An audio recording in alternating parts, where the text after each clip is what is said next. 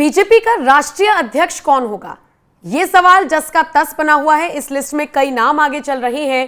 कहा जा रहा है कि जल्द ही इस नाम का ऐलान हो सकता है, लेकिन उससे पहले उत्तर प्रदेश बीजेपी का अध्यक्ष कौन हो सकता है, यानी भूपेंद्र चौधरी को हटाकर भी एक और नाम आगे चल रहा है।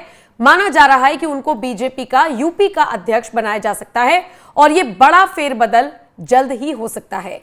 नमस्कार, आप देख रहे हैं एनएमएफ न्यूज। आपके साथ मैं हूं नम्रता चौधरी और आज इसी पर चर्चा करेंगे। चर्चा करने के लिए मेरे साथ मौजूद है मेरे वरिष्ठ सहयोगी पंकज प्रसून जी। पंकज जी, माना यह जा रहा है कि यूपी बीजेपी का जो अध्यक्ष है उसके नाम का ऐलान कभी भी किया जा सकता है, भूपेंद्र चौधरी को हटाया जा सकता है। कौन हो सकता है वो नाम? अगले 3 दिनों के अंदर घोषणा हो जानी है। अच्छा। उत्तर प्रदेश के बीजेपी प्रदेश अध्यक्ष की।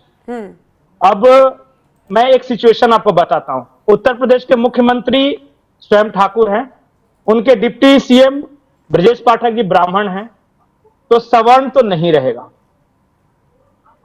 दूसरी बात कि इससे पहले केशव प्रसाद मौर्य पिछड़ा समाज से आते थे, उनके नेतृत्व में जीता था।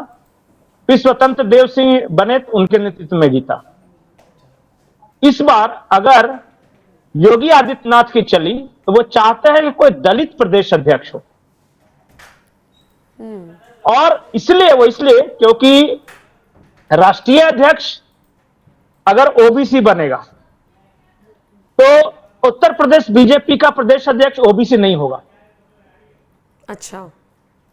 सवर्ण हो नहीं सकते क्योंकि ऑलरेडी मुख्यमंत्री है, डिप्टी सीएम है, वो सब। दलित को आज तक नहीं बनाया गया। कोई ऐसा दलित चेहरा बन जाए तो दलितों के बीच संदेश देने में आसानी होगी। ये योगी आदित्यनाथ चाहते हैं और वो चाहने से ही एक हल निकला है। मैं आपको इंटरेस्टिंग बात बताता हूं। जब नरेंद्र मोदी गए संघ मुख्यालय तो वहां बात हुई उत्तर प्रदेश बीजेपी के प्रदेश अध्यक्ष को लेकर, ऐसे ही इनफॉर्मल बात। वहां एक ही चीज कहा गया कि यूपी में योगी मजबूत मतलब केंद्र में मोदी मजबूत। यह समझ लेना कि यूपी में योगी कमजोर मतलब तुम्हारी सरकार भी कमजोर। तो संघ के लोगों ने समझाया मोदी जी को कि उत्तर प्रदेश में योगी को देखने दो, और योगी को देखने दो, और योगी चाहते हैं दलित। अच्छा। वहीं से ये नाम सामने आ रहा है कि दलित में कौन हो सकता है। पहले तो पूर्व सांसद विनोद सोनकर जी थे, बसपा से आए जुगल किशोर जी थे, या फिर एमएलसी एक है विद्यासागर जी है। ये सब दलित है, इनमें से कोई बन सकता है क्या? लेकिन फिर बात आई कि एक ऐसा आदमी बने जिसकी संघ से भी नजदीकी हो, संगठनिक अनुभव भी उसका हो, ऐसा हाई प्रोफाइल हो जिसके दूसरे माने भी। जूनियर को बना दीजिएगा, कोई दूसरा सुनेगा ही नहीं। एक नाम जीरो इन किया गया है, रामशंकर कठेरिया। मुझे एग्जैक्टली पता नहीं कि वो बन रहे हैं या नहीं बन रहे हैं, लेकिन जो नाम आया है हर पैमाने पे फिट बैठता है कि यह आदमी संघ के नेताओं से बहुत अच्छी नजदीकी है, योगी जी के विश्वास पात्र हैं, केंद्र में मंत्री रह चुके हैं, पूर्व सांसद रह चुके हैं, और सबसे बड़ी बात कि संगठन चलाना आता है और योगी जी के गाइडेंस में तो बहुत अच्छा चलाएंगे। अब ये बात हुई है, अगर दलित बनते हैं तो रामशंकर कठेरिया का नाम सबसे आगे है। इन केस अगर केंद्र में कोई फिर से ये डिसाइड होता है कि चलिए कि ओबीसी बना देते हैं कोई राष्ट्रीय अध्यक्ष, तो एक चांस होता है कि स्वतंत्र देव सिंह की तरह किसी सवर्ण को, सवर्ण में ब्राह्मण को बनाया जाए। यह हो सकता है क्योंकि वहां एक कोशिश ये भी चल रही है कि ब्राह्मण बनाम राजपूत करने की वहां की राजनीति को, यह बीजेपी कभी नहीं चाहती। तो वैसे में तो हो सकता है कि ब्रजेश पाठक का कद कम किया जाए, किसी ब्राह्मण को बनाया जाए। वैसे में डॉक्टर दिनेश शर्मा और विजय बहादुर पाठक जी का नाम आगे है। एक गोविंद नारायण शुक्ला है, उनका भी नाम लिया जा रहा है। पर इस बात की मुझे कम संभावना लगती है सामाजिक समीकरण के लिहाज से। हर तरह से देखे तो या तो पिछड़ा या दलित ये बनेगा, तब हर वर्ग का प्रतिनिधित्व बढ़ेगा। योगी जी भी यही चाहते हैं। ठीक है, लेकिन बस 2 से 3 दिन होना है, और जैसे ही उत्तर प्रदेश बीजेपी के प्रदेश अध्यक्ष की घोषणा हो जाएगी, 10 दिनों के अंदर बीजेपी का राष्ट्रीय अध्यक्ष भी चुना जाना है। वही सवाल पूछने जा रही थी कि वो कब तक चुनाव हो पाएगा, उनको कब तक चुना जाएगा, अगले 10 दिन? नहीं, हाँ, हम 7 तारीख को ये डिस्कशन कर रहे हैं।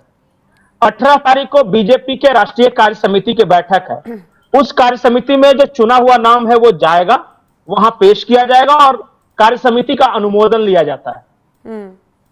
तो इसका मतलब 18 तारीख से पहले, 7 तारीख को हम डिस्कशन कर रहे हैं और 18 तारीख से पहले ये हो जाना है।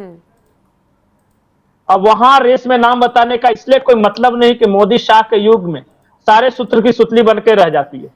ये तो हमने देखा है कि जिस नाम की चर्चा भी करते हैं वो दूर दूर तक भी निकलकर नहीं सामने आता। ये तो बीजेपी के राष्ट्रीय अध्यक्ष की बात है, हम तो मुख्यमंत्री के नामों की कितनी चर्चा कर चुके हैं। एक अलग नाम निकलकर सामने आता है और वो बड़ा मजबूत नाम होता है, कोई नया नाम नहीं होता, संगठन का मजबूत आदमी होता है। भजन लाल के केस में हमने वही चीज देखी जब पर्ची खुली थी वहां जो नाम लिया जा रहा है, मुझे बीजेपी के ही एक नेता बता रहे थे कि जानबूझकर लोग अपने दुश्मनों का नाम मीडिया में उछालते कि उसका नाम ले लो ताकि कट जाए उसका नाम, कट जाए उनका पत्ता। ये भी चल रहा है, ये भी चल रहा है। कुछ लोग अभी मनोहर लाल खट्टर साहब का नाम कुछ दिन मीडिया में ले रहे थे, बाद में हरियाणा के एक नेता ने बताया कि अरे मनोहर लाल जी का तो इन लोगों ने गजब कर दिया, काहे नाम ले लिया मीडिया में, बेचारे अच्छे आदमी हैं। मतलब मीडिया में नाम क्यों ले लिया, इस बात को लेकर आपत्ति हो रही है वहां।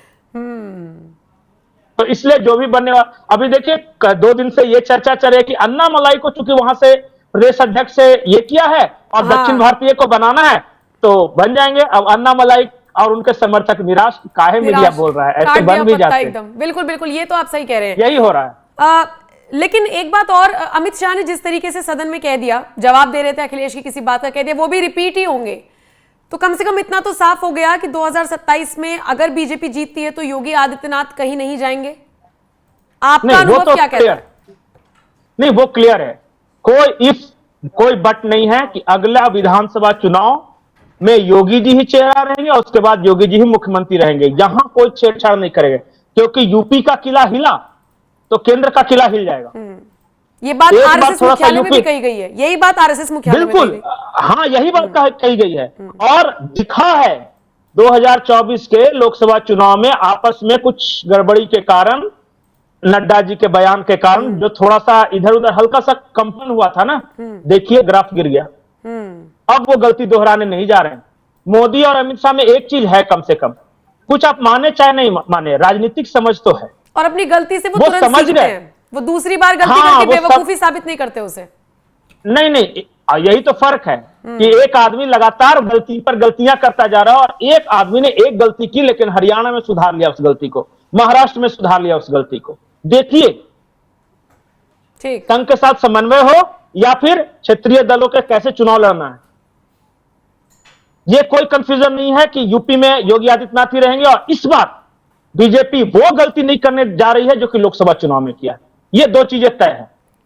ठीक है, शुक्रिया पंकज जी इस जानकारी के लिए। बाकी दर्शकों के ऊपर इसको छोड़कर जा रहे हैं कि देखिए, नाम का ऐलान तो कभी भी हो सकता है यूपी बीजेपी के अध्यक्ष का, लेकिन बीजेपी का राष्ट्रीय अध्यक्ष कौन होगा अगले 10 दिनों में या 12 दिनों में ऑलमोस्ट उम्मीद है कि उस नाम का भी ऐलान हो जाएगा। आप इस खबर को लेकर क्या राय रखते हैं, कमेंट सेक्शन में हमें जरूर बताइएगा। नमस्कार।